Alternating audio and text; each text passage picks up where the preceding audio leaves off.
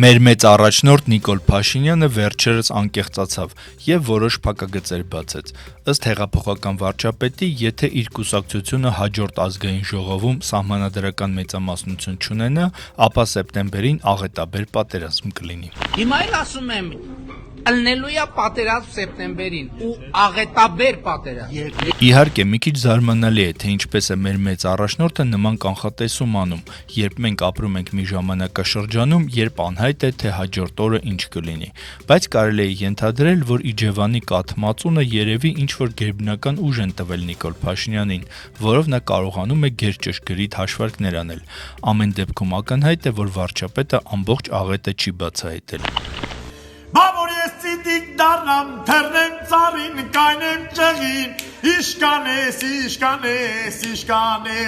բավոր ես էլ որսոր դառնամ, հելացանես վերեցեմ ու գամ, նշան բեռնեմ ծերը տամանին, զարգեմ քեզի, թալեմ գետին, իշկանես, ոսկանես։ Գևորգ Մինտերյան, Օրագիր Նյուզ։ Ամբողջական հաղորդումը դիտեք մեր YouTube-յան ալիքում։